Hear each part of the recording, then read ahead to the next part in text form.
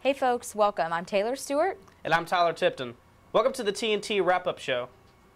Let's get it started with our very own FAU football. We got our second win of the season. Very proud of our Owls. Came in to the game, myself personally, thought, okay, this is Troy. We haven't beat them in how many years? It's been a while. It's been a few. Okay. And they've won the Sun Belt 5 times. They're a good team. They're a good team. They've been a good team. We came in, I blink, I'm sitting in the stands having a good time, the students, whatever. I go down and get a pretzel. I can't believe the scoreboard. Yep. It's 14-0 FAU. I left the press box, went down. We were up 2 touchdowns. I couldn't believe it. And I thought, if we just stop them, we'll be fine. Exactly. But, of course, that wasn't the case. No. And we actually didn't.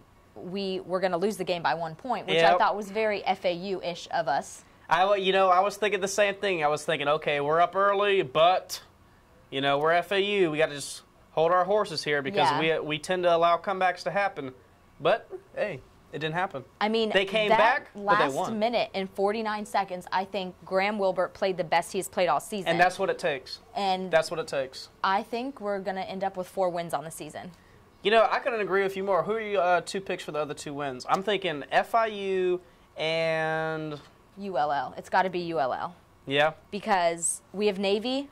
I think we might do well against Navy because we have a little confidence coming off this game. Absolutely. But let's be honest, it's probably not going to be a win. No. You know what? I disagree. You say probably not going to be a win. This is sports. I don't like just saying a team's going to lose. Let me tell you something about Navy.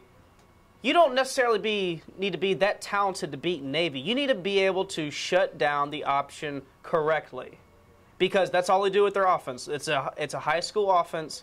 The more plays and stuff, a little bit more complexity. But overall, it's the same principles. 2 defensive tackles got the fullback. 2 defensive ends got contained on the quarterback, and then linebackers are spying the halfback, and bam, they just shut it down, and you can beat Navy. I honestly do not see this weekend as like when we played Alabama and Georgia, we're not going to win. Well, that's why I said probably, because before Alabama and Georgia, it's a loss. Put it in the W. They're elite. They're elite, and that's that. We're a good team. They're elite. It's okay. I think we're going to give them a run for the money, considering the win that we just had and the fact that we almost lost. We came back with 1:49.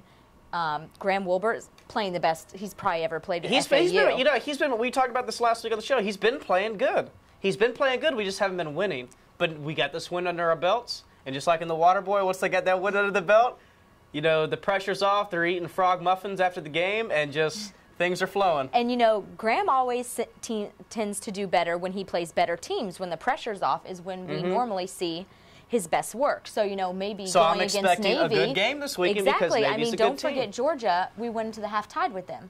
Right. So it's not like it's impossible. I think, it most likely won't be a win, but I definitely think we're going to get 2 more wins on the season. You naming all these facts has got me pumped.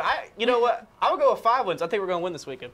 I think we're going to win. I think we're going to come back. We're going to beat FIU. Then we're going to come back and beat ULL again. We may win up 5 wins with this FAU team under first-year coach Carl Pelini. And what we need to talk about real quick about Carl Pelini and his progress in the team.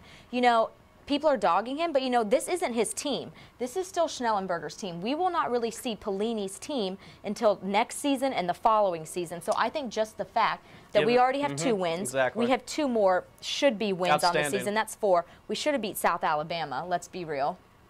And we also should have beat North Texas. So you're looking at we could have easily had 5 wins on the season. I'm telling you. We were just talking about this last week. I can't preach this enough. We're a great team. We just got to win. We've been losing close games. We just won this last close game. It's not like we're getting blown out like last year. That was different, okay?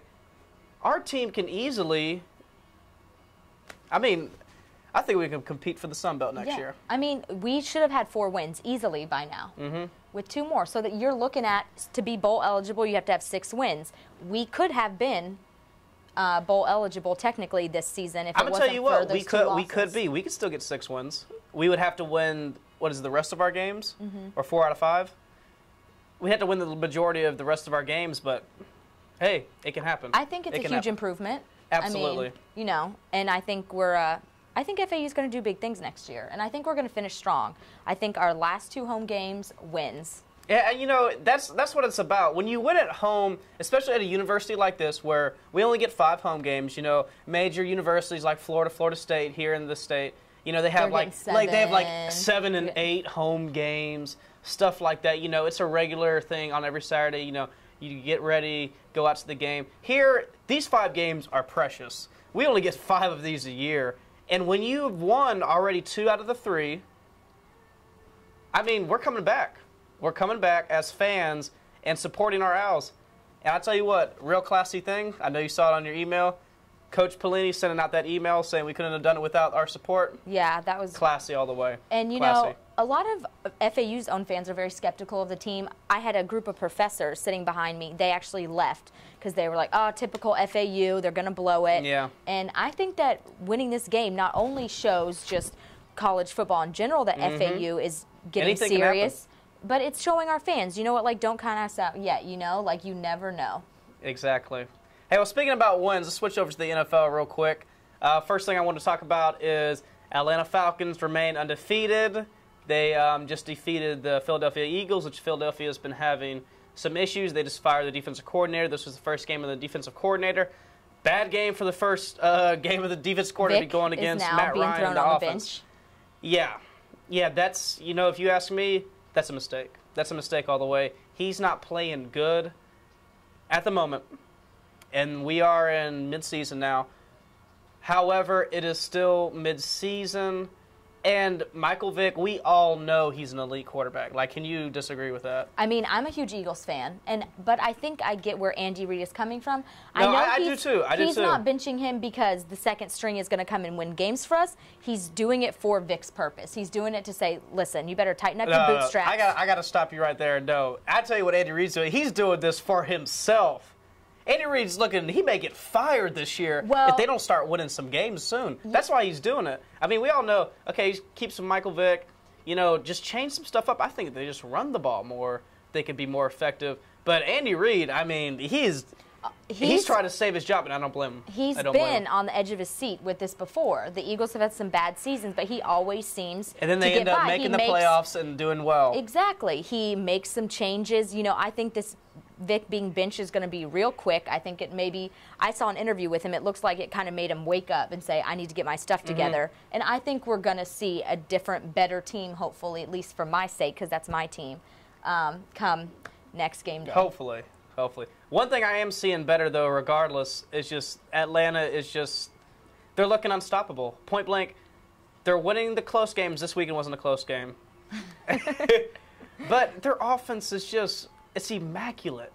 It's immaculate. It's as if a maid had just used scrubbing bubbles all over the toilet seat and used all sorts of rags that you see on those little infomercials, late night television, all the special stuff. It is immaculate. Their offense, they have every single part of their offense is perfect. Offensive line, quarterback, receivers, tight ends, running backs, fullbacks. I don't see them losing anytime soon. We did our panel last week, and I was asking who everyone's Super Bowl contenders were. Not one person mentioned Atlanta, which to me is kind of shocking because, you know, they haven't won a playoff game. So, I mean, that comes a little shaky, but if you look at how they're doing now, and it's not like the season just got started. They're 7 games into this. They've been making progress. They're a serious team. Now, the lack of playoff experience, I think, is definitely going to hurt them, but I think they're going far this year. The only reason I feel people wouldn't pick Atlanta in their Super Bowl is because, like you said, they haven't won under Matt Ryan in playoffs before. But, hey, he's been maturing and he's been getting better. And experience does come into play, though, they are 8-0. They are 8-0. Okay. And I know people are probably saying that because, you know, the whole you go undefeated and then they lose in the playoffs. Like, you had the Colts that year. Last year you had Green Bay that was 14-0. Yep. And now, you know, them and like, they can make the Super Bowl easily. But let's talk about down here for a second. Miami, whom I thought in the preseason, okay, they're going to have a pretty decent year, 6, 7, maybe 8 wins. Tannehill's, you know, he's a rookie quarterback. But guess what? They're looking pretty good right now. They are. I think they're shocking everyone. They're 4-3, and they just took a